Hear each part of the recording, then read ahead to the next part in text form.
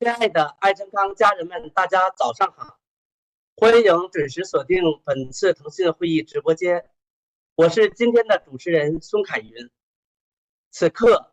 我们跨越山海，通过一根网线相聚在此，共同奔赴一场关于健康与事业的深度分享。这份缘分特别珍贵。在会议正式开始之前，我想先表达内心的满满感恩。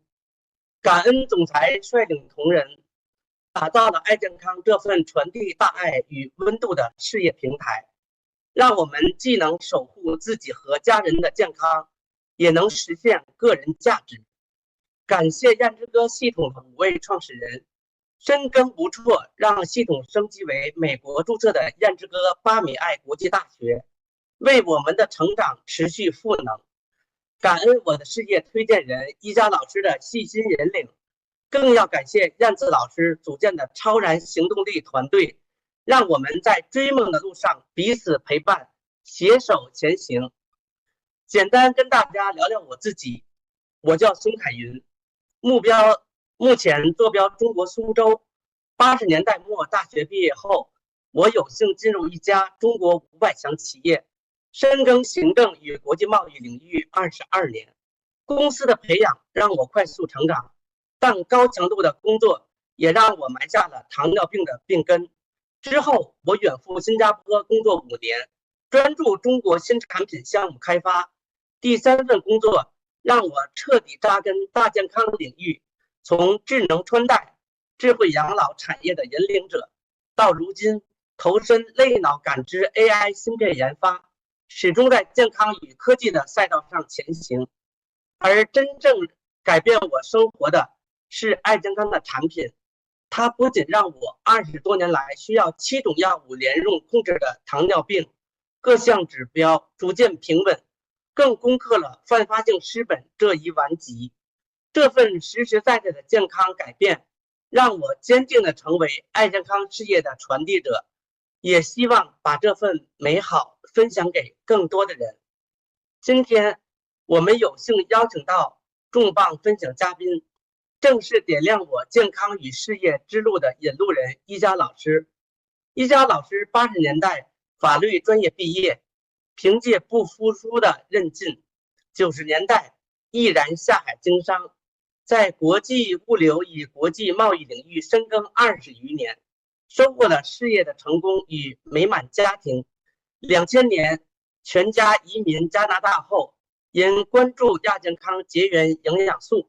进而考入加拿大健康营养学院深造，成为专业的加拿大注册营养师。2021年底，为了呵护妈妈的健康，他与爱健康 NMN 结缘，从此开启创业新征程，一路逆袭成为千人大将军。一家老师不仅拥有专业的营养知识，更在爱健康事业中积累了丰富的实战经验。今天他带来的拥抱季节主题分享，一定会给我们带来超多启发。现在我们就用最热烈的热情，有请远在大洋彼岸的一家老师闪亮登场。非常感谢啊，感谢孙总对我的介绍，也非常感谢这个系统给我这次分享的机会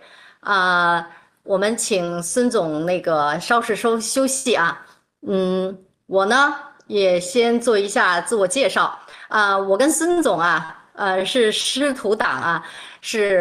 我是这个孙总的推荐人，也很感恩他的努力他不懈的这个跟进，给我带来了这个一个非常成熟的一个团队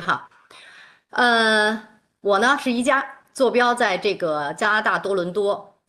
我曾是一位经营了20多年传统生意的老板。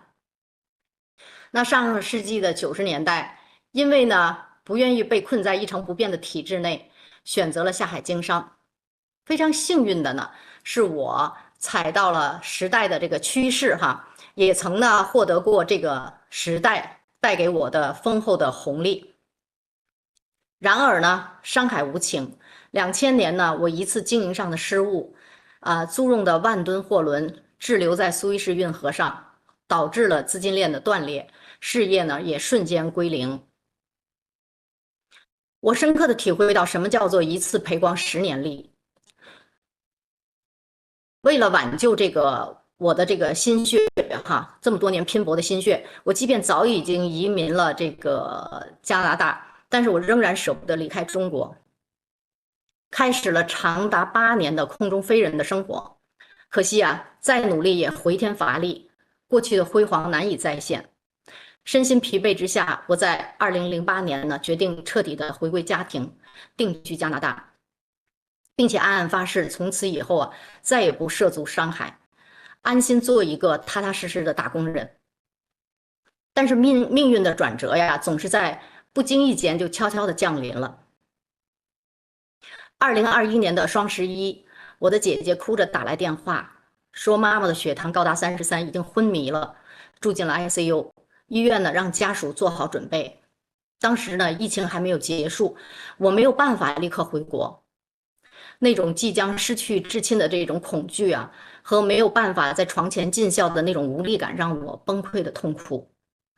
万幸的是呢，在这个时候我遇见了我的推荐人 Jenny 老师。我们本来呢是团购群里的这个陌生人，一次偶然的机会呢，我们这个我发现了他这个分享的关于 NMN 的信息，我就主动的联系了他。母亲转入普通病房以后呢，就开始服用了这个 NMN 的产品。短短的3个月呀，他的血糖、血压、睡眠乃至认知能力都出现了惊人的改善。这个发生在至亲身上的这个生命奇迹，让我特别的震撼。而当我进一步的了解了爱健康的这个商业模式后呢，一清二商三思维的这个创业理念更是深深的打动了我。作为一个在传统生意里跌倒的这个创业者哈，我清楚的看到了一个全新的赛道：大健康与互联网轻资产创业。爱健康的商业模式呢，恰好完美的避开了我过去所有的创业痛点。它不需要重资产投资，没有资金链的压力，仅凭着一根网线就能够链接全球。在这里分享健康就是在经营一份温暖的事业。我本来就是一个特别热爱分享的人，有这样的好事就自然而然的告诉了周围的亲朋好友。于是呢，我顺其自然的从一个消费者变成了随缘分享者，最终成为爱健康的创业家。人们常说选择大于努力。当我选择了爱健康，我又毫不犹豫的再次的跃入了商海中。我知道这一次我选对了。如今的我呀，从一个曾经失败的这个传统生意人，转变为健康的传递者与梦想的践行者，成为了爱健康8米爱教练。那更在这个月呢，我呢成为了爱健康的千人大将军。回首往事就看到来路的时候，我就想我过去的所有的跌倒，那是不是都是为了让我看清未来我该走的路呢？那今天呢，我分享的主题是拥抱拒绝。那我先呢跟大家共享一下屏幕。在生活中我们呢这个每时每刻拒绝都会在发生，对吧？我们在拒绝着别人，也被别人拒绝着，所以可以说拒绝他人是一个真的是特别平常的一个事儿我们就是小事小到小孩儿，像我们买这个买那个，对吧？大到这个银行这个保险公司向你推销让你投资这个那个，是不是？所以真的拒绝是我们拒绝别人也是常发生的事儿，所以我们被别人拒绝也是很正常的一个事儿。那说到拒绝呢，其实我们大多数人的这个第一感觉呢，这个都是比较负面的觉得被人拒绝了，你会很烦恼、很沮丧，甚至呢有时候会觉得很痛恨烦恼他不接受你的善意，痛恨呢，哎呦，他怎么这么不知好歹呢？我真的是为了他的好对吧？那我们做组织行销的人呢，其实真的是有更深刻的体会，因为我们常常被拒绝，可以说拒绝贯穿着我们做这个事业的始终。我呢自己本人是比较幸运的，在随缘分享这个爱健康的前10个人的时候呢，因为都是强关系，我告诉他们啊，这个我妈妈的故事，产品有多么好，对吧？我们一起吃吧。他们基本上呢都说的是 yes， 这也给了我很大的信心。但是当我跟他们分享事业机会的时候，那就是一个接一个的 no。那我们伙伴们啊，也可以回忆一下，你进入爱健康这件事儿我们有多少伙伴呢？是一次性就同意了推荐人给我们的分享啊？如果你是一次性就同意的，你可以打一个8，因为你这份简单的相信，我想您现在一定是身体健康了，甚至可能呢就财富自由了，对吧？如果您是2次或者2次以上才同意的，您也可以打一个6，因为呢您的一份相信呢。今后我觉得您也一定会万事顺遂哈。通过这个简单的问题，我们大家可以看到，并不是每一个人都能够在这个一次性就进入我们爱健康这个事业。那面对着这个拒绝的时候呢，有的人是这个失望啊，甚至自我怀疑啊。但是呢，也有人呢，在经历了对这个拒绝本相的一些了解之后呢，有勇气去拥抱拒绝。而且呢，通过这份拥抱拿到了自己想要的结果，这就是我们今天一起讨论这个拒绝这件事的意义所在哈。那有的人就说我们都是普通人，被拒绝很正常。那么我们来看看我们这些耳熟能详的这些名人在他们的成长史上是不是也有被拒绝的经历？我们很多人都听过这个小米的创始人雷军和马云之间发生的一个故事哈，特别经典哈。当初马云要做淘宝，他特别希望呢，雷军呢给他那个投资2000万哈，支持他。那雷军的团队呢拒绝了马云。那当淘宝发展到今天已经成为一个这个新的商业模式，并且呢成就了无数的投资人。那雷军呢说过这样一句话，他说呢，有些事儿我们必须有勇气去试一下，试错的成本很低。而错过的成本很大。那这句话呢，成为了大家争相传颂的如何珍惜机会、少一点拒绝的名言。那马云自己呢，在一次南非的企业家论坛上也谈论过自己被拒绝的经历。他大学毕业找工作的时候他申请了37个企业，被拒绝了37次。这些拒绝的往事成就了他们今天的荣耀。从这些个顶级大佬的身上，我们可以看到被拒绝呢不一定是一件坏事儿，它很可能呢转变成巨大的能量激发我们这个创业的潜能。另外还有一种情况是什么呢？就是说我们经常是会被教育要学会说 no， 说拒绝，对吧？我们经常生活中有一些人，就是说人家就说，哎，这个人就不会说不，对吧？那我们对于别人要求的一些事情呢，就是碍于情面，总是去说 yes， 然后搞得自己承担了很多不应该承担的责任，把自己的生活呢，就是搞得一地鸡毛甚至这个信用危机。所以现在呢，有很多人都著书立说来告诉大家，我们要有勇气去跟别人说 no。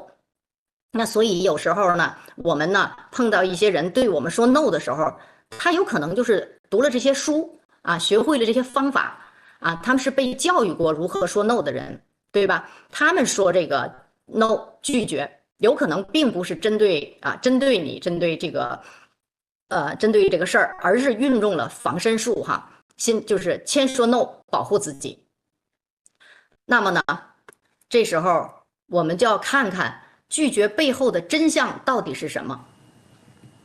那么第一呢，就是说这一个人过去的记忆对他的现在和未来是会有影响的。首先说呢，这个个人的经历是塑造信任的基础，也直接着影响新机会、新事物的这个接受度。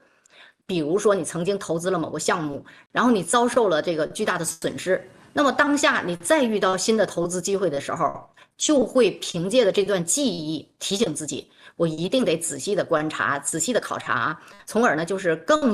谨慎的做出选择，避免再重蹈覆辙。那我自己呢就是这样，之前我说过我做国际贸易的时候是做的挺但是呢，我在没有经验和能力的前提下，我就开始经营大型的这个国际货轮的这个生意哈，结果就惨遭失败，以至于我再也不敢那个做重资产的投资啊，甚至都不想再做生意了。那是不是这就是记忆给我深刻的这个影响，对吧？所以当我们需要做选择时，记忆马上就会在我们头脑中呢产生这个不同的反应，那给出的呢也是不同的回应，是 yes 或者 no。另一方面呢，就是初次印象对事件的这个影响。那正面的初次的体验呢，是奠定后续信任的基础。那比如说我选择爱健康这件事儿，因为我妈妈服用了这个爱健康公司的 NMN， 效果特别的惊人，那身体得到了极大的改善。那我是不是就对爱健康公司有了非常好的初次印象啊？对吧？当那个Jenny 老师鼓励我要做爱健康这个事业的时候，这个好的初次的印象就对我有了这个非常大的影响。那还有一点呢，就是说我们做事情的持续的一致性。当你向朋友推荐爱健康这个创业机会的时候，那他一定会看你呢是不是一个很专注做爱健康的人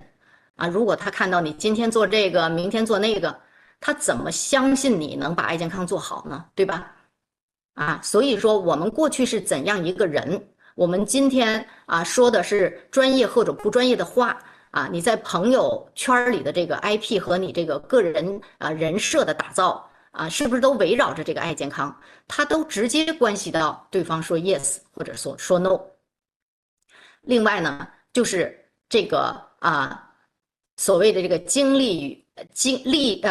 与期望哈，那就是说这个推荐人他过往的经历呢，可能会影响这个被推荐人对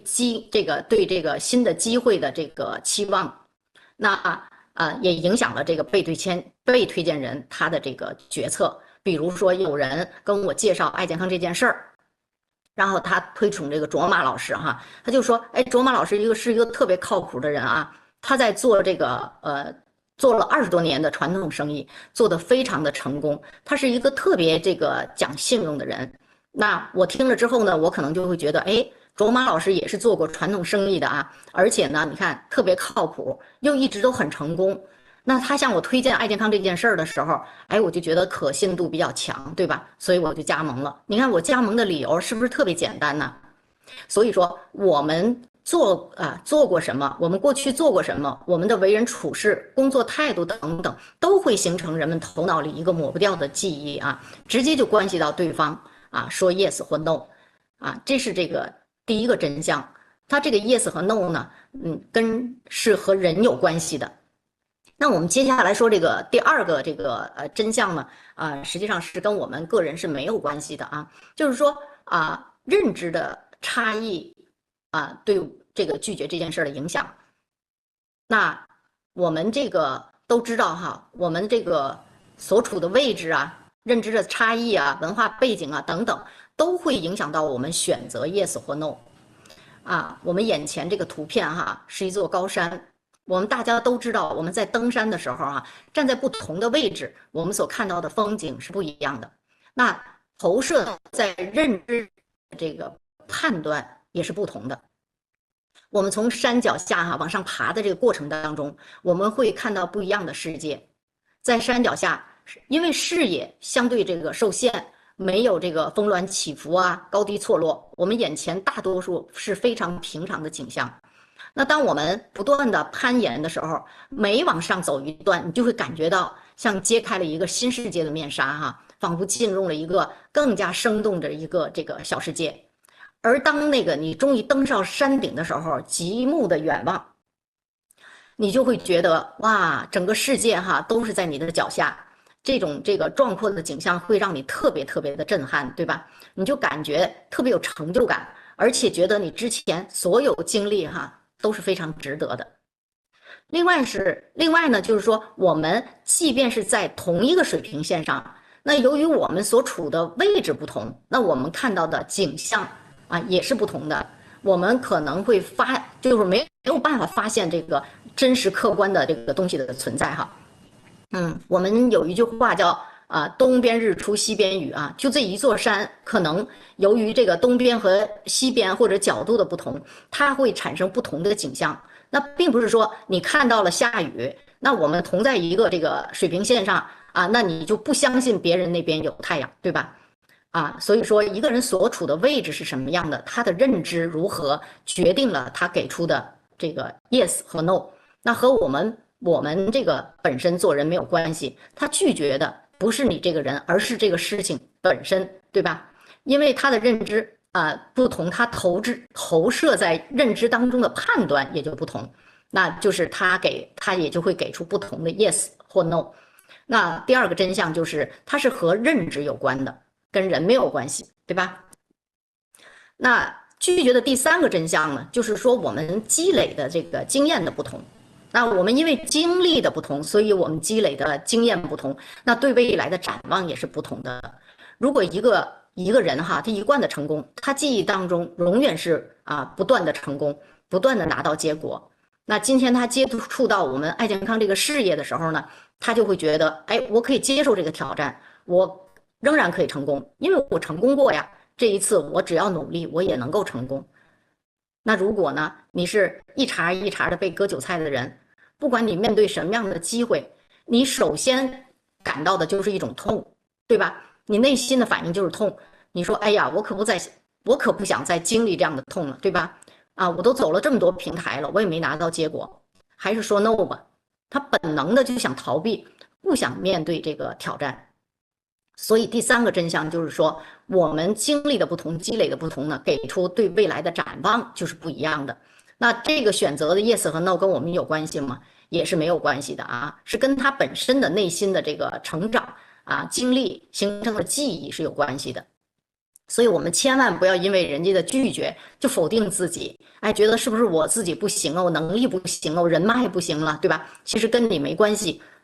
你被拒绝了，实际上呢是跟他自身的这个经历是有关系的。所以说呢，10万是不是越到后来这个 no 越值钱了，对吧？虽然你拒绝了，但是你也是一个这个拒绝是很有价值的，对吧？那么面对这个拒绝的时候呢，我们应该呢是怎样的这个回应呢？我们有哪些策略呢？对吧？那我们来看一下，就是说我们在这个行业，在组织行销这个行业当中有一个经典的3F 法则，它呢是我们专业的对待拒绝的方法，那就是3F 就是 failed 和 found。那它是指呢，就是第一呢，就是fail 呢，就是说要接受和尊重感谢通过讲述相似的这个疑虑的这个故事建立情感共鸣，让对方感到被理解和接纳，为后续沟通铺平道路。那就是说话术上来说，就是说，哎，我非常理解您说的也非常感谢您提出这个这么有价值的问题。那 felt 呢，就是认同理解，对吧？提供具体的数据和实例，证明解决方案的有效性和可行性增强对方的信心，减少这个不确定。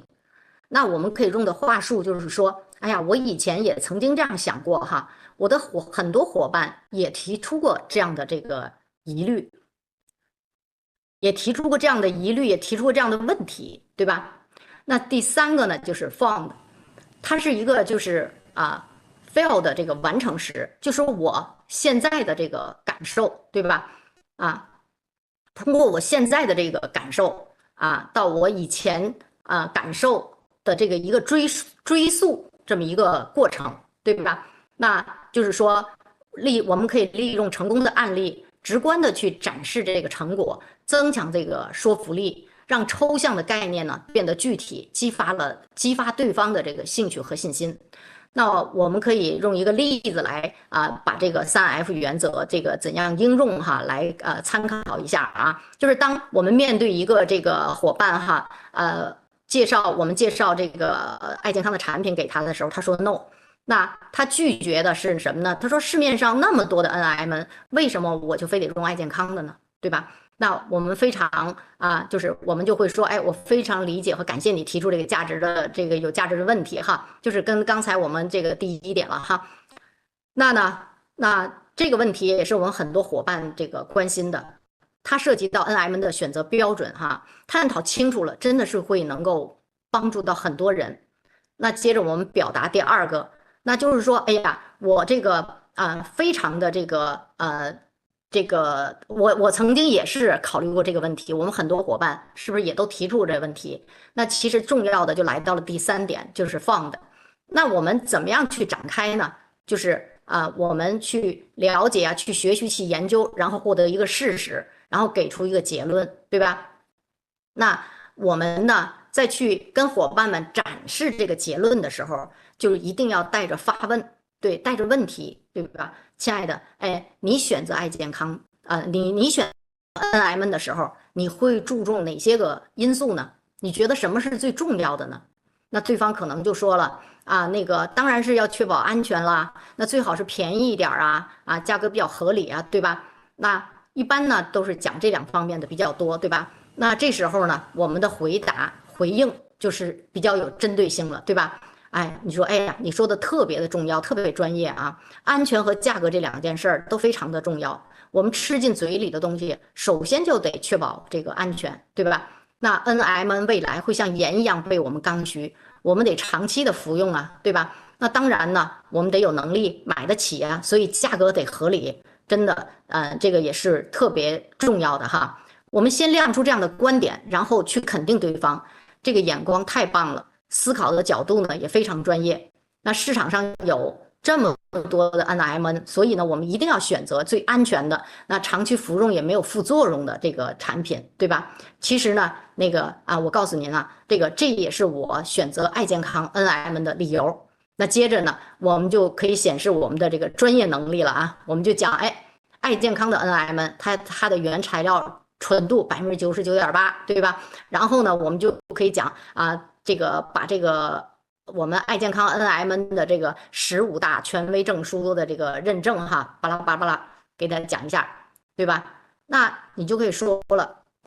这样的产品我们是不是用着都比较放心呢？对吧？我们介绍给朋友的时候也会非常安心，因为我们推荐产品给别人，我们得负责任呢。您说对吗？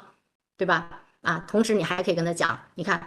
如果你这个在用爱健康的这个 NMN 呢，你可能还会有这个额外的惊喜，因为这家公司它有一个分享的这个商业模式，可以让我们极大的可能越用越便宜。我们在这儿每个月就花800多人民币，就可能获得这个一份这个不菲的被动收入那你说是不是我们在选择这个 NMN 的时候，我们首先就得选择爱健康公司的，对吧？这个就是我们用3F 这个原则来回复的这个过程，它是不是会让我们觉得，哎，让对方觉得很舒服你自己呢也会觉得挺平和的，没有对抗，也没有这个辩解争论对吧？是一个坦诚的交流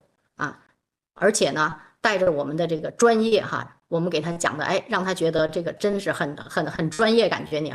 所以3F 原则是我们做这个行业的这个处理异议的，这个经典的原则。用这个方式去回应拒绝的时候，我们会获得这个一个打开别人心锁的这个钥匙。那接下来呢，我们还有一些处理拒绝的这个思考我们就是怎么样把这个拒绝转化为机会同理心与专业并重，然后持续使用这个持续沟通的一些艺术，对吧？那么呢，第4大方面呢，我们呢就是怎么样积极处理拒绝，这些方法都是哪些？那这是我们呢首先可以讲，这个心态是最重要的我们在心态上，我们要放下得失心，对吧？我们一定要知道我们自己的初心是什么我们给别人带来的是健康的生活方式，或者是轻资产创业的机会，对吧？我们放下得失心，不要总想我今天要启动他拒绝了我怎么办呢？就是有很多人就是这样想的太多，对吧？所以说，那我们呢想要做这个要做这件事儿，我们只是想尽我们的一个本分，对吧？我们自己受益了，我们知道它的价值啊，我们去跟别人做的是爱的分享。所以呢，说不说是我们的责任，选不选择是他的权利啊。我们系统里经常有这句话哈，就是心中有大爱，分享无障碍。我特别喜欢这句话。如果我们遇到了拒绝，怎么办呢？微笑，下一个，对吧？千万不要勉强啊，更不要玻璃心。那另外呢，就是说我们要把拒绝呢视为成长，专注于传递健康与创业的这个核心价值，把拒绝呢这个视为一种责任，而不是这个挫败，对吧？我们持续的去分享，等待机会成熟。我们坚信呢，每一个人呢都是在探索的这个旅途中，拒绝只是暂时的。因为决定一个人呢，他是想实现自己所有的梦想，还是实现一个小小的成绩，他就安于现状。最重要的其实呢，就是他的逆商将拒绝视为成长的机会保持这种乐观的态度，那这是非常好的啊。那我们知道如何面对拒绝的这个心态了，那我们能不能呢？它决定了我们能不能在爱健康走得很远。这份对待拒绝的心态呢，可以说就是决定了我们的未来。那刚才就讲了，其实呢，这个心态非常重要。那我们首先自己呢，就要有坚定的信念，相信没有绝对的拒绝。首先就是说我们知道任何一个人呢，他只要没有完全的屏蔽你，他就是在了解这个事情的这个路上，他终有一天会主动，可能就是找到我们，对吧？其次呢，就是我们坚信这个健康与轻资产创业，它是一个不可避免的趋势，对吧？所以说呢，我们能够坚守在这个信念上，坚定爱健康它所代表的是趋势你就应该相信，有很多人呢比我们的智商还高了，对吧？他今天的拒绝不意味着他永远拒绝，他只不过呢是了解的还不够深，那机会还不成熟，对吧？那坚定信念是我们通往这个成功的必经之路所以说呢，只要你坚持，就会有一些神奇的事情发生。就开始拒绝的人呢，他可能呢就是不再拒绝了，他还追着找我们来了，对吧？刚才呢就是我们的主持人孙总就是这样的，我跟他就是这样一个故事他在这个22年的这个春节给我打来电话岳阳电话，就是那个拜年。然后呢，其实我就跟他讲了我妈妈的故事，因为呢就是没有是非常刻意，就是在这个无意中的慢慢的讲起了这个事情，然后呢也说呢这是一个跨境电商，但是呢当时孙总呢并没有这个说 yes。他没有说 yes， 也就等于是 no 了，对吧？然后呢，但是没有永远的 no 在6月份的时候，有一天孙总就打来了电话，就说：“哎，嫂子，之前你跟我说了一个那个产品就是对糖尿病有帮助。他说我现在也有糖尿病，你还说这是一个什么跨境电商这是怎么回事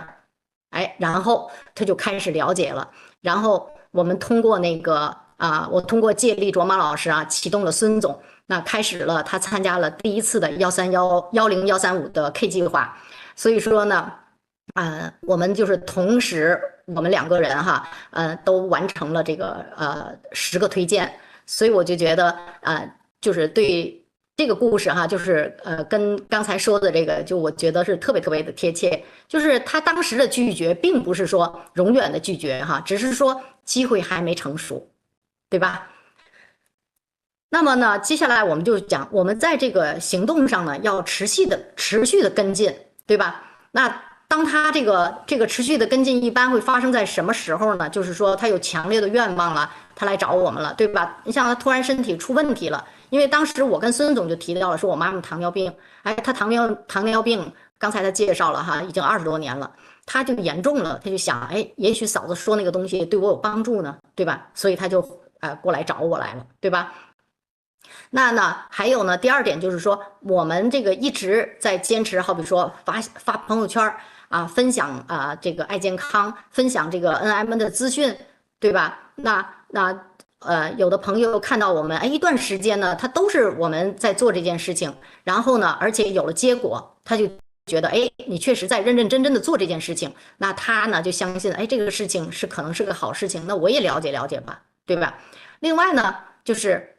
有一些人呢是他的楼上楼下邻居都开始关注这个NMN 了，那有的人呢还加入到爱健康里边了有的人呢还成了百人幸福长了，他就急了，他说哟，怎么大家都在做这事儿啊，对吧？是不是我也得赶紧呢？要我就落后了呀，对不对？而且呢，这个事情这样，你跟他说的时候，他可能觉得不相信。那原来的和尚会念经，那别人跟他说这样的资讯，他就想起来了，对呀，当时那个宜家老师还跟我说过这事儿了，对吧？那他就来找你了，这种情形也非常多。那第4种情况呢，就是不离不弃的一直的跟进给他带来了感动。很多伙伴在分享他那个为什么加入爱健康的时候，都提到了这一点，是因为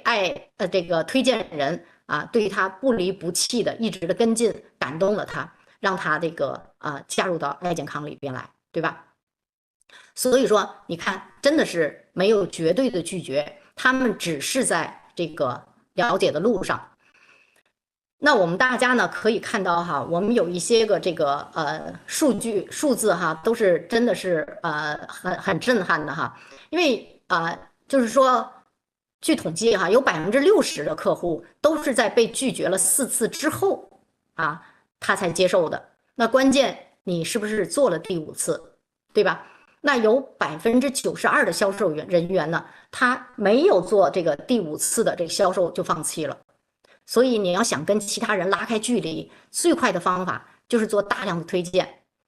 那你被客人拒绝了这个4次之后，你被你的朋友拒绝了4次之后，你是不是还有勇气做第5次的跟进？前边4次的 no 都已经说过了，那第5次的 yes 是不是就快来临了？所以说，你只要他没拉黑你，就说明他没有彻底的拒绝。千万不要呢由我们来决定什么时候结束，对吧？要由对方来决定。那我们这个只要他没有绝对的这个拉黑我们，他就有可能去说 yes 的一天，对吧？所以说我们呢不要用拒绝定义我们自己，而是要用我们自己的行动，不变的行动和努力去定义我们被拒绝之后的自己，这样就对了那接下来呢，我们呢看看我们拒绝以后的这个具体行动的建议有哪些？我曾经呢在YouTube 里看到一个有关拒绝的这个视频，这个视频呢真的影响了很多人。他在讲一个华裔的留学生，那个叫蒋甲他在成长的过程中经历了很多拒绝，他就开始研究拒绝这件事儿。他做了一个被100人拒绝的实验那给大家呈现了一个非常这个惊人的这个结论结果有机会一会儿课后我可以把这个视频链接发给大家大家可以看看学习一下。他呢最后有一句经典的这个概括，他就说有些人的梦想只需要开口请求就可能实现，但是我们没有开口而已。所以他在演讲中呢有4句话给到我们大家让我们在行动过程当中应用起来。这样的话呢，会对我们的这个我们刚开始就是说在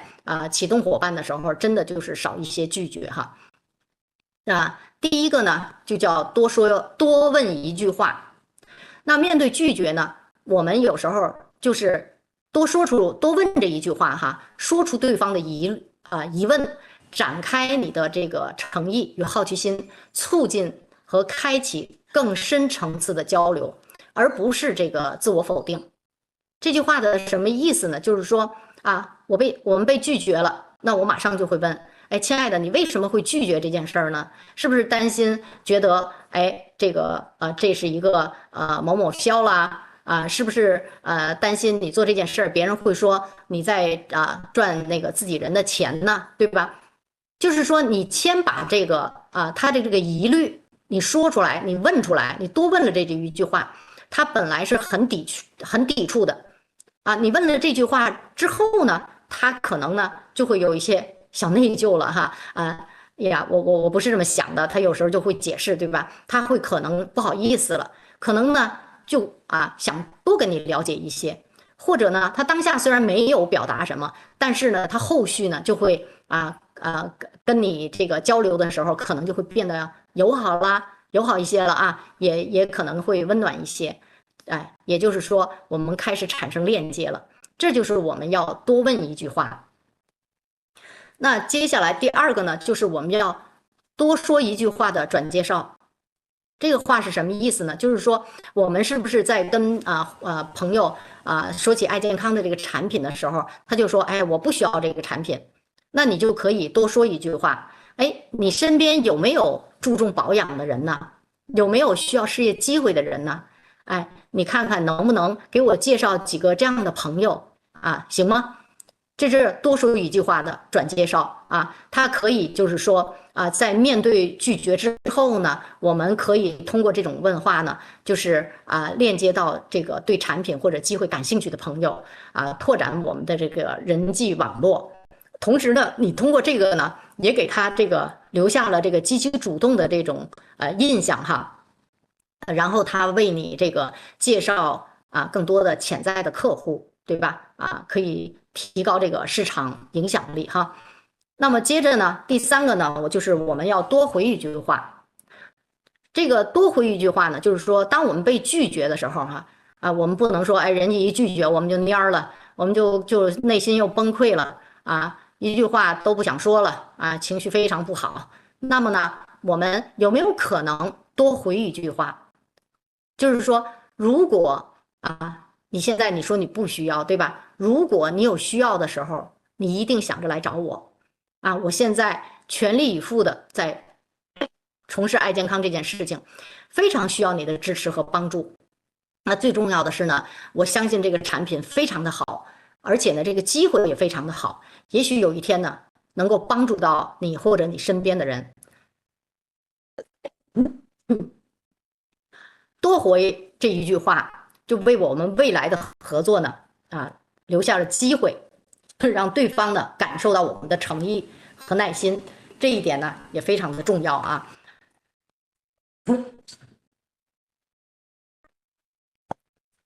那么呢，第四句话就是最后这一句话，就是什么呢？多学一句话。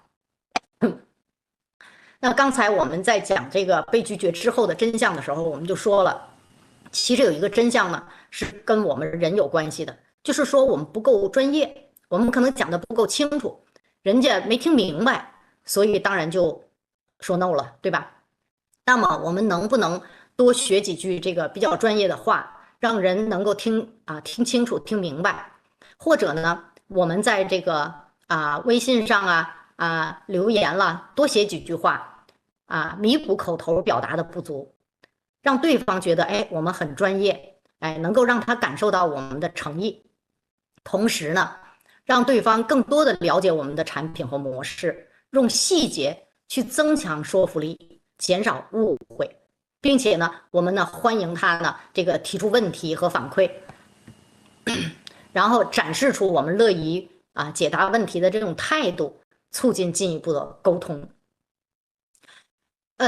马丁路德曾经说过，改变世界的人，改变我们生活和思维方式的人，都是那些长期受到强烈拒绝的人。所以说呢，我们呢了解了事情这个拥抱这个拒绝的本相后呢，我们要拥抱拒绝，这也许呢会转变我们这个会转变成我们人生最大的礼物。那通过以上这5大方面的这个分享，我们是不是觉得这个拒绝真相里有很多时候不是跟我们个人有关是跟对方有关？那和我们的有关的就是我们是不是专业，对吧？那我们也知道了拒绝的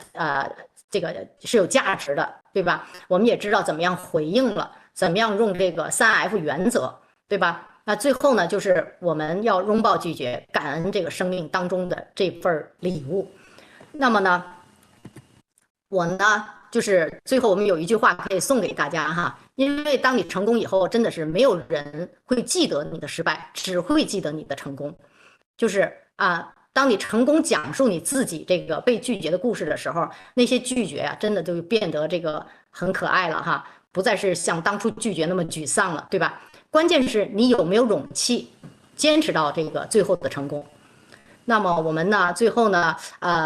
这 by the way，我就顺便说一下哈，我前几天看到了这个一段话，我想分享给大家，因为我觉得呢，他的这段话哈，在我们组织行销的这个奋斗过程中哈，就是真的是非常的贴切。他怎么说的呢？他说，怎么样才能实现自己的梦想呢？这就是你要深耕一个领域，要不断的失败，也就是我们说的要常常被拒绝啊。然后我们不断努力，偶尔成功，继续努力，持续成功，仍旧努力，心无旁骛，一心一意。我们用这种精神去做爱健康，我们能不成功吗？我们一定能够成功。谢谢大家，我把这个话筒交回给主持人孙总。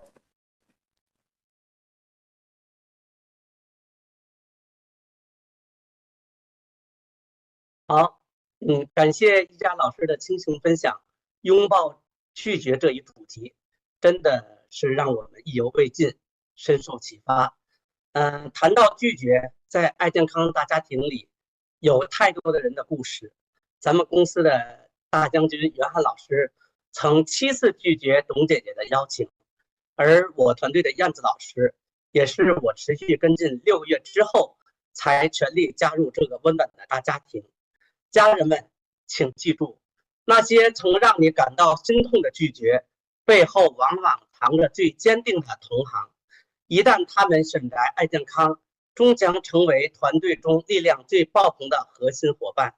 拒绝本是人生常态，我们会拒绝他人，也难免被他人拒绝。但是，请铭记，把爱健康的好产品、好机遇分享出去是我们的责任，选不选择是他人的权利。能否把爱健康这份跨时代的机遇，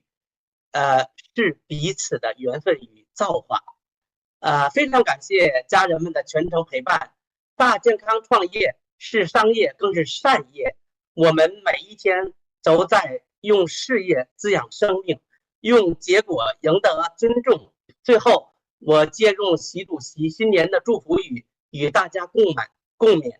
2026年，在总裁及各位 UFC 的引领下，让我们山海寻梦，不绝其远，前路迢迢，阔步前行。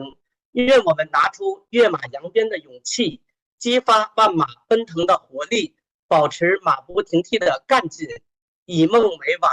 不负韶华，一同为梦想奋斗，为幸福打拼，把爱健康的宏伟愿景变成触手可及的美好现实。本次线上分享会到此圆满结束，今天的分享会到此圆满结束了。让我们再次感谢一佳老师的倾情分享，感谢各位家人们全程的陪伴。愿我们在健康与事业的路上携手并肩，再创佳绩。好，家人们再见。